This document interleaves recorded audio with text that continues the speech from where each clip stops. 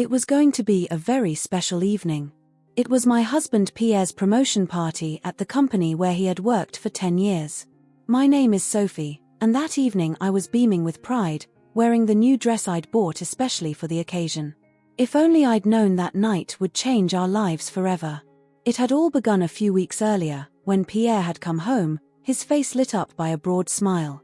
"Sophie, you'll never guess," he exclaimed as he crossed the threshold of our Paris apartment. I was preparing dinner, but immediately stopped what I was doing, intrigued by his palpable enthusiasm. "What's going on, darling?" I asked, wiping my hands on my apron.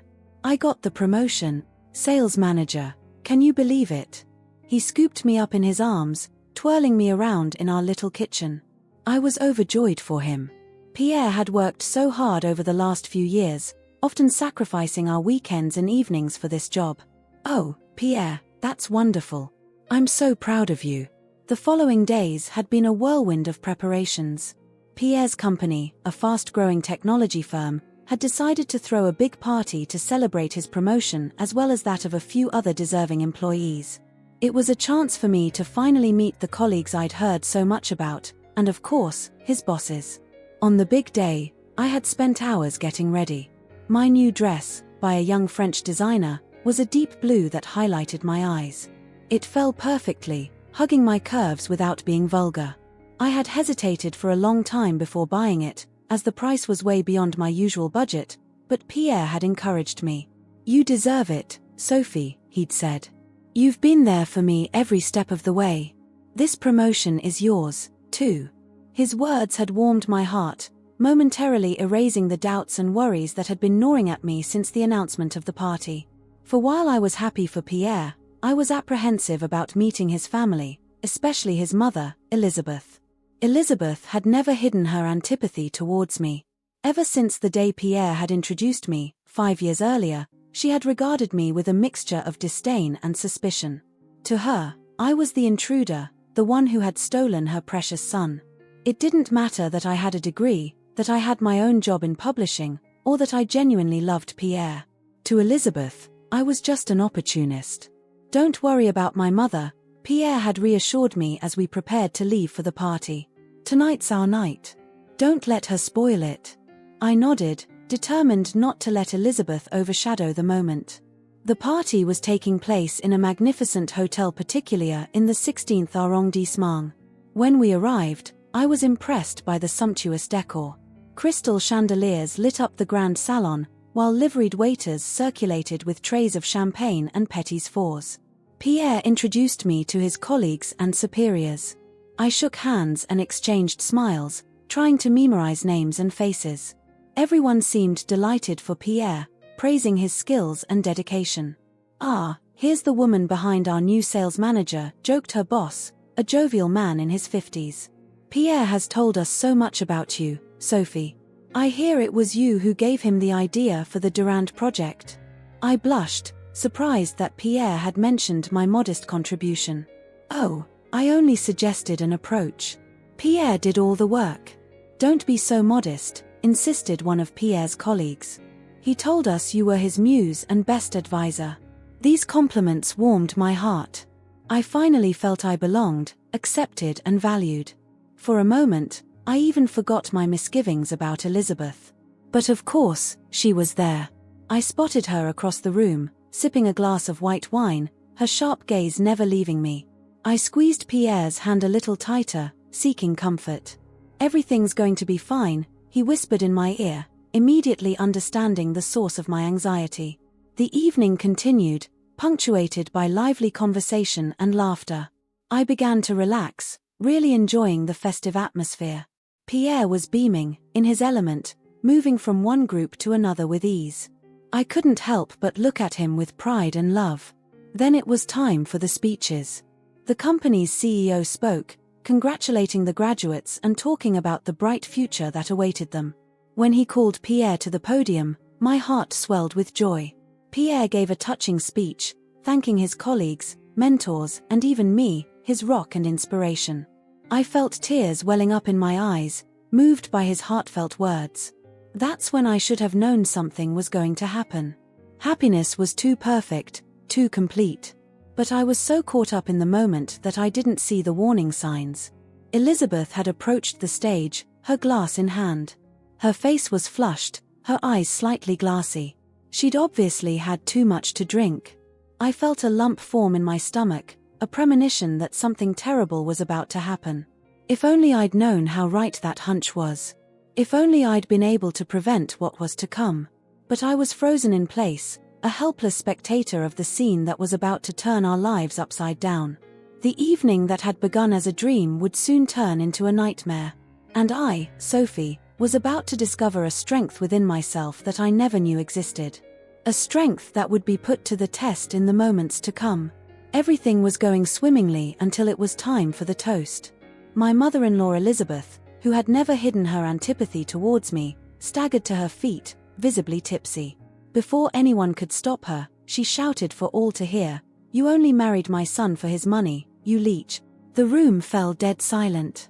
The moment for the toast had arrived, and with it the moment I'd been dreading all evening.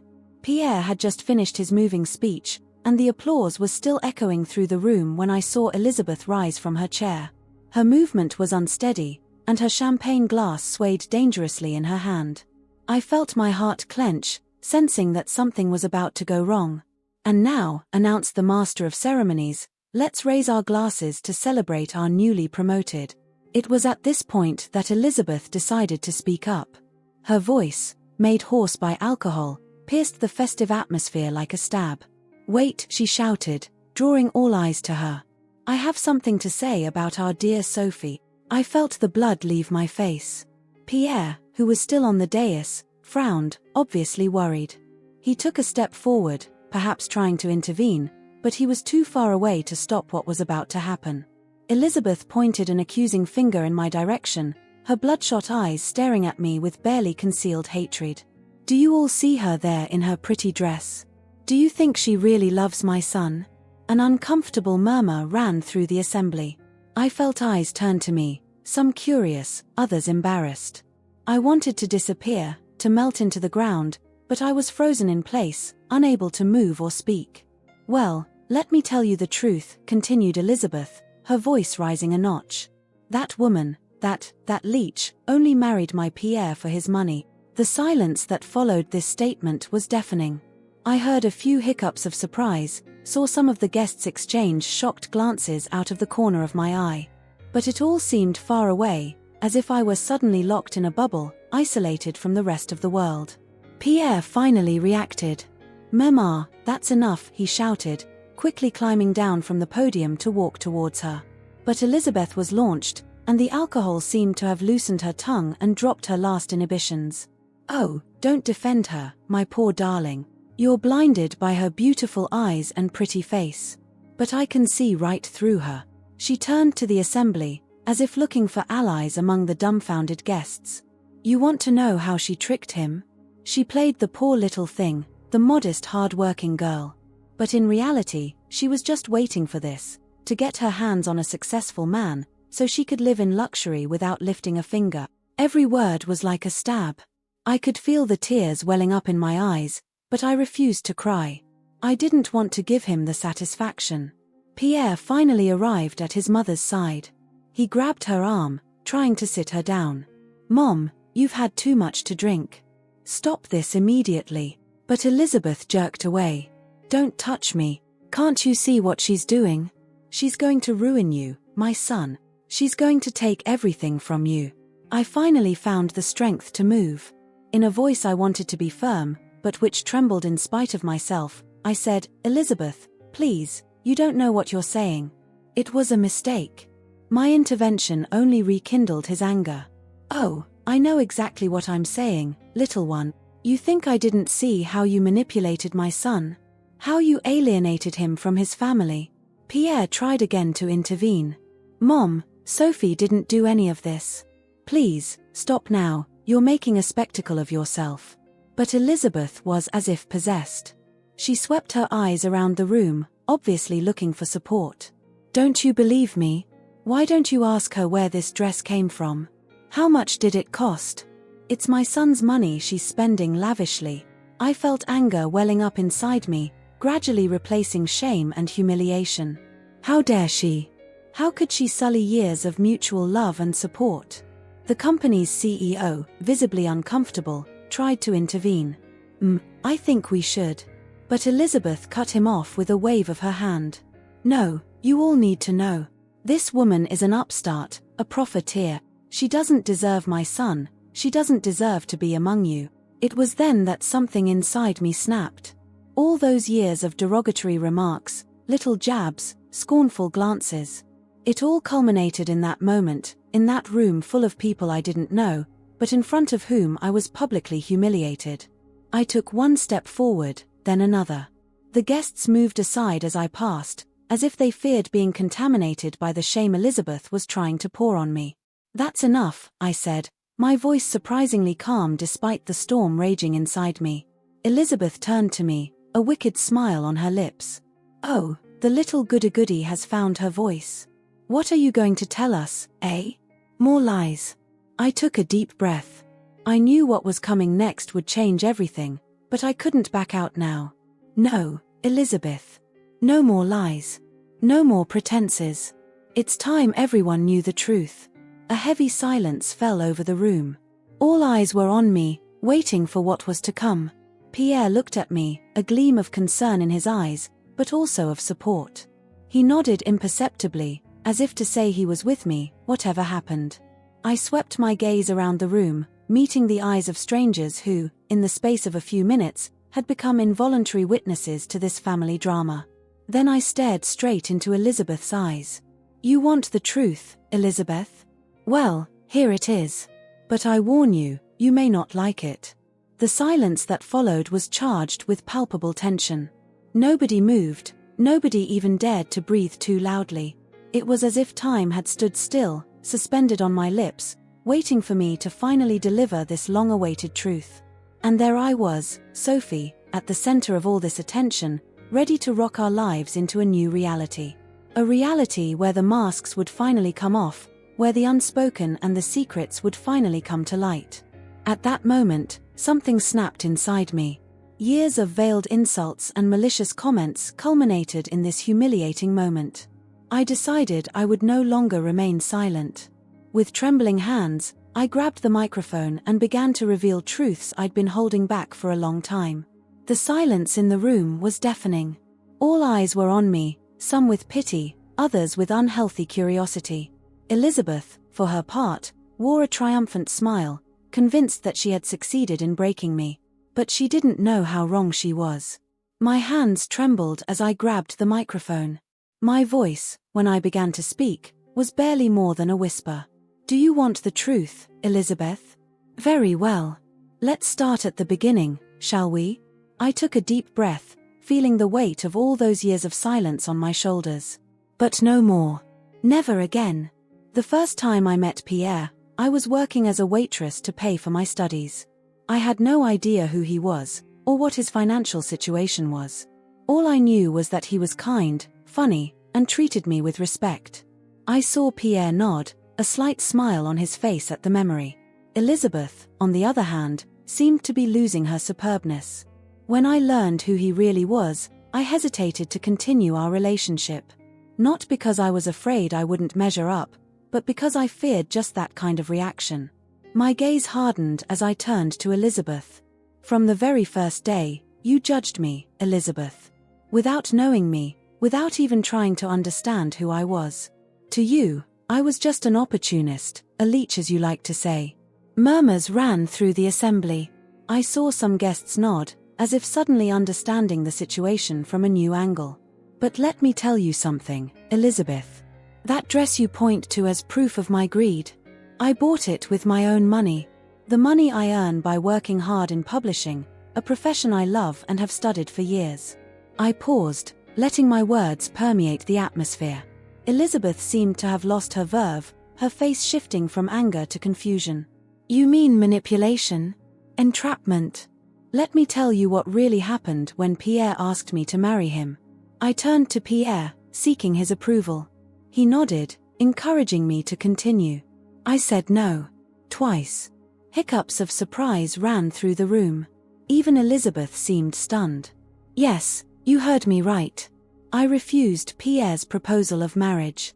Not because I didn't love him, on the contrary, but because I wanted to succeed on my own. I wanted to prove, to myself and to others, that I could build my own career, earn my own money. I took a few steps closer to Elizabeth. Do you know what your son did, Elizabeth? He waited. He supported me. He believed in me and my dreams. And when I finally agreed to marry him, it was because I was sure of myself, of my love for him, and of my ability to be his equal, not his subordinate. Tears were welling up in my eyes, but I fought them back. It wasn't the time to break down. You're talking about taking Pierre away from his family? You're the one who drove him away, Elizabeth. With your constant remarks, your judgments, your thinly veiled contempt. How many family dinners have we missed because I couldn't stand your sniping? How many times did Pierre have to come to my defense in the face of your thinly veiled accusations? I saw Pierre lower his eyes, visibly uncomfortable. I knew it was hard for him to hear all this, to see his mother and wife confronting each other like this. But it was time for the truth to come out. And you know what the saddest part of all this is, Elizabeth? I tried. I really tried to please you, to earn your respect. I endured your remarks, your scornful looks, your little humiliations at family gatherings.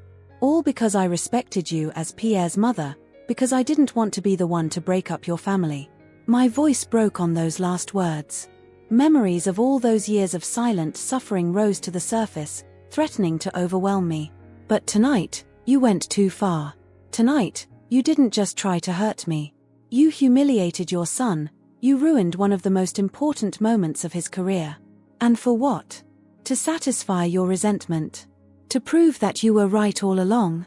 I shook my head, a mixture of sadness and disgust in my voice. Well, congratulations, Elizabeth. You've done it. You've proved something tonight.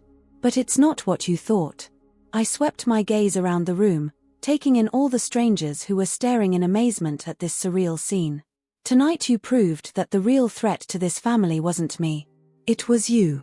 Your jealousy, your bitterness, your inability to accept that your son might love someone other than you. Elizabeth was livid. All trace of arrogance had disappeared from her face, replaced by an expression of shock and disbelief. I'm not perfect, Elizabeth. I've made mistakes, like everyone else. But I've never, ever tried to take advantage of Pierre or his situation. I simply love him. And unlike you, my love for him isn't possessive or destructive. I want him to succeed, to be happy, even if that sometimes means making sacrifices. I took a deep breath, feeling that I'd reached the end of my tether. But I still had one last thing to say. I'm sorry, Pierre, I said, turning to my husband. I'm sorry it had to be this way, this night that was supposed to be yours. But I couldn't keep quiet anymore. I could no longer let these lies, these unfounded accusations, destroy what we've built together. Pierre approached me, taking my hand in his. His eyes were filled with love and pride.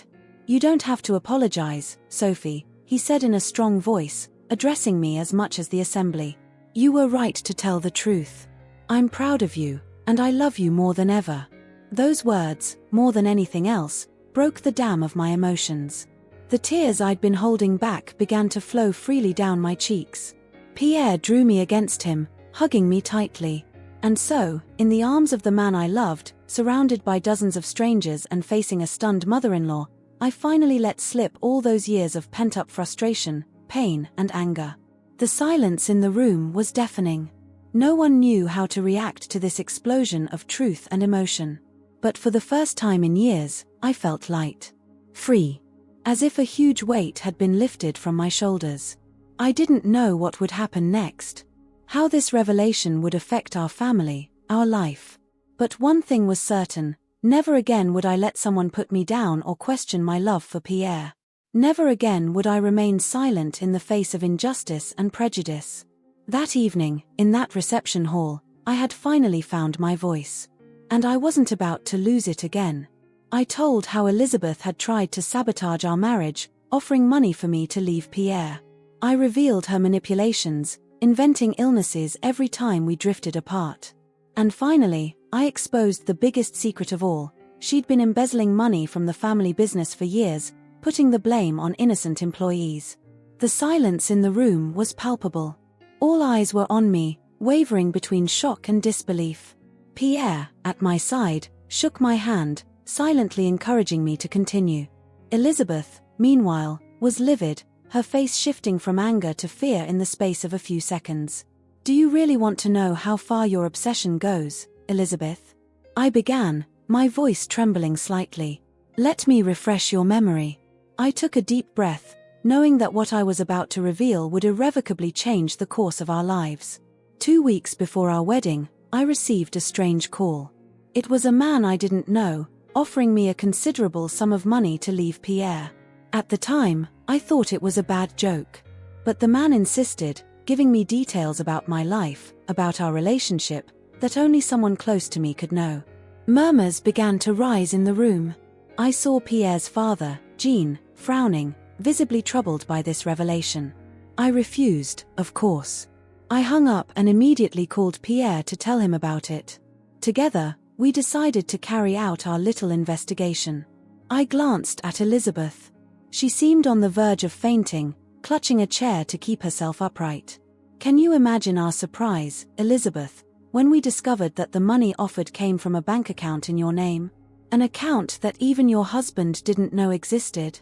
John turned abruptly to his wife, disbelief painted on his face. "Elizabeth, is it true?" Elizabeth opened her mouth to answer, but no sound came out. She looked like a fish out of water, desperately gasping for air. "But that was just the beginning," I continued. "Over the years, we noticed a pattern. Every time Pierre and I planned to go away, if only for a weekend, you would mysteriously fall ill. Painful memories resurfaced. Cancelled vacations, missed dinners, precious moments stolen by the whims of a selfish wife. At first, we were worried. We believed you. We cancelled plans, shortened trips. But over time, doubt set in. It was too systematic, too convenient." I looked at Pierre, seeking his approval to continue. He nodded, his face reflecting deep sadness. "So we started checking around. Asking questions of the doctors, the nurses. And you know what we found out, Elizabeth? That most of your illnesses were fabricated. Elaborate lies to keep us close to you, to keep me from having Pierre all to myself." The guests exchanged shocked glances. Some looked uncomfortable, as if they were witnessing something they shouldn't have. Others were captivated, awaiting what was to come with morbid curiosity. "But the worst was yet to come," I said, my voice breaking slightly. "About a year ago, Pierre began to notice irregularities in the family business accounts. Small sums at first, then larger and larger amounts that disappeared without a trace." I saw Jean's face fall. As the company's founder, this revelation was bound to hit him hard. Pierre conducted a discreet investigation.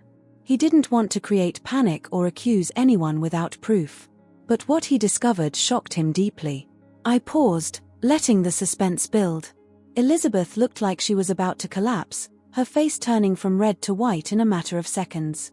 The money had been systematically diverted for years. Large sums transferred to offshore accounts, false invoices, cleverly orchestrated accounting errors. And guess who was behind it all, Elizabeth? The silence in the room was deafening. Even the waiters froze, their trays balanced precariously in their hands. "You.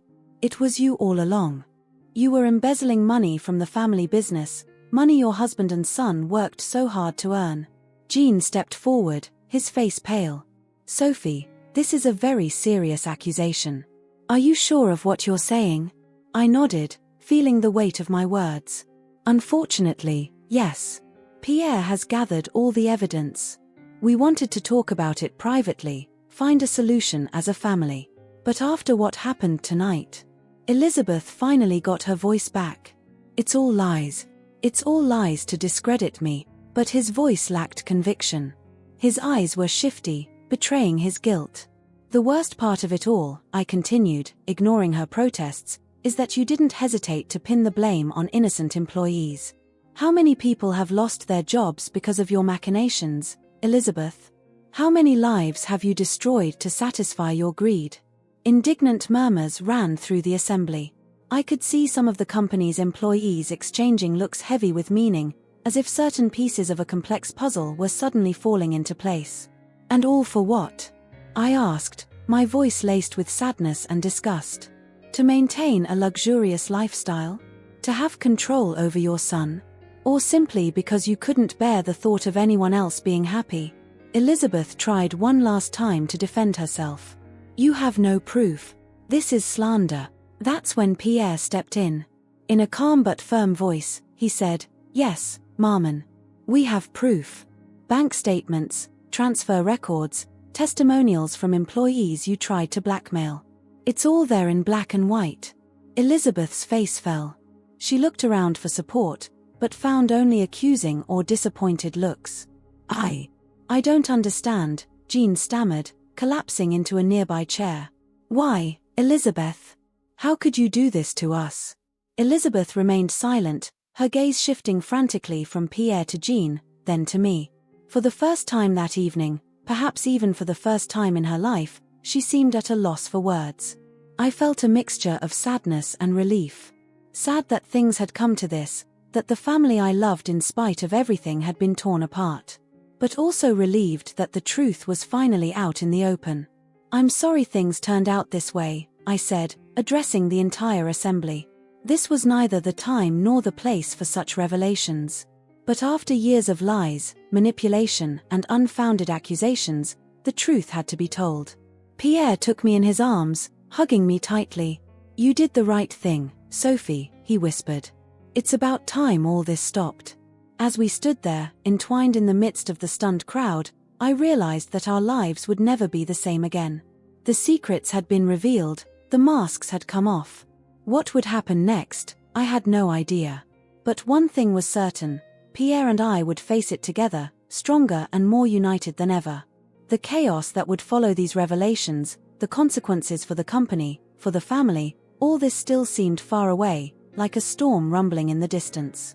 For now, in the arms of the man I loved, I finally felt free of a weight I'd carried for too long.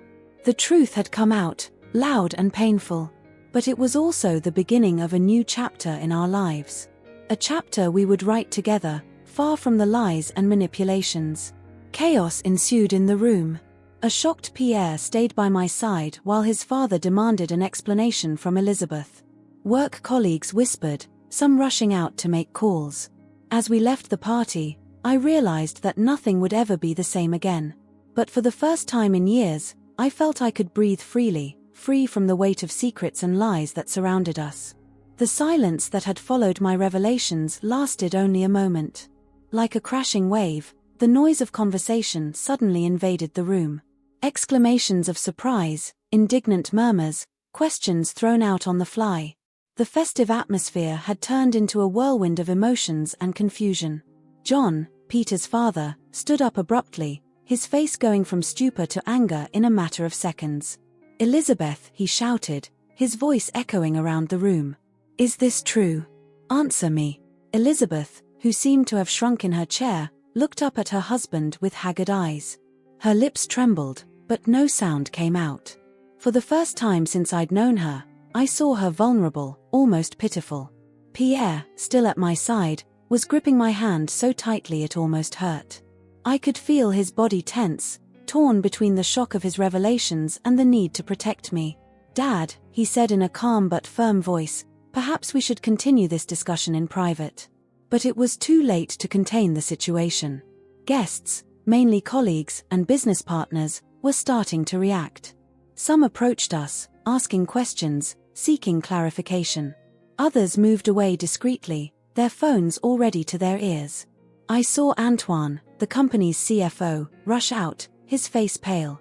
He was probably going to check the accounts, confirm or deny my accusations. In the midst of all this chaos, I suddenly felt the urgent need to get some fresh air. The room seemed to be shrinking around me, the air becoming stifling. Pierre, I whispered, I think I need to get out. He nodded, understanding immediately. Without a word, he guided me to the terrace, splitting the crowd that parted in our path like the Red Sea before Moses. The cool night air hit me like a slap in the face, bringing me rudely back to reality. We leaned against the railing, watching the city lights flicker in the distance, indifferent to the drama unfolding behind us. "I'm sorry," I finally said, breaking the silence. "I didn't mean for it to happen like this. Not tonight. Not like this."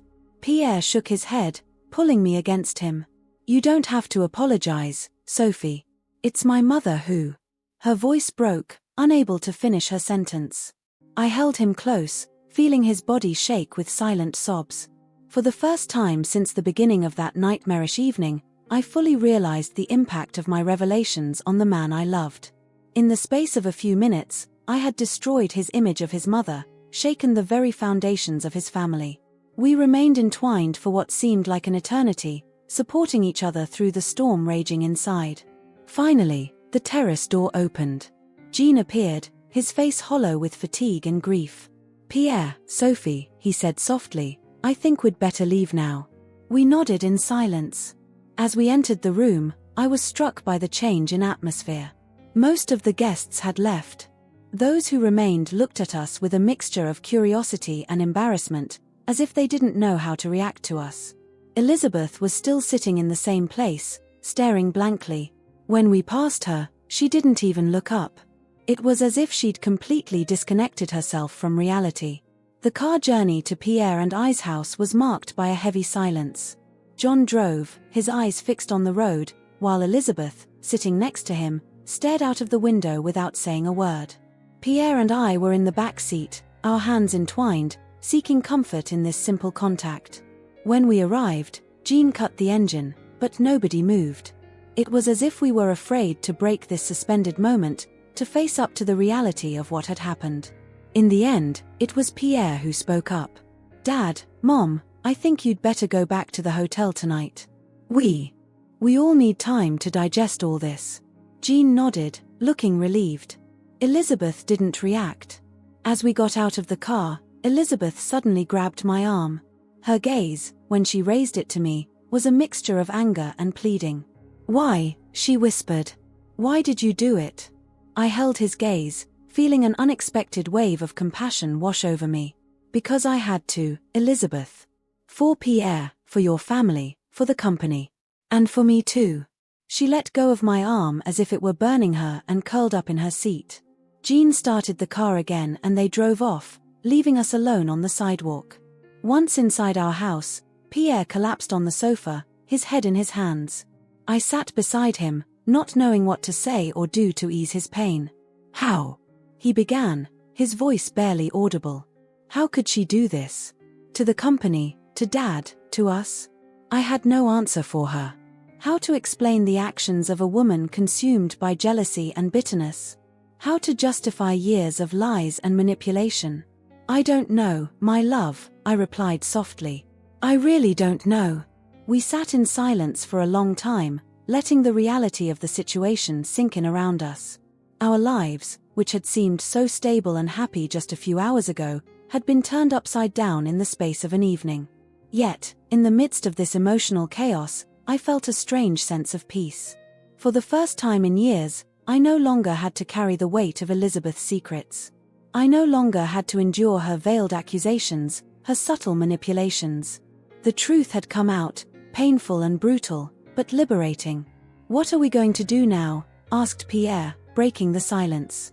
I took his hand in mine, squeezing it gently. "We'll move forward, day by day. Together.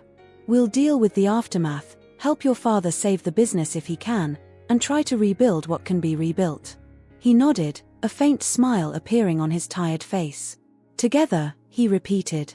That night, lying in bed, unable to sleep, I thought about everything that had happened. The party that was supposed to be a celebration had turned into a settling of scores.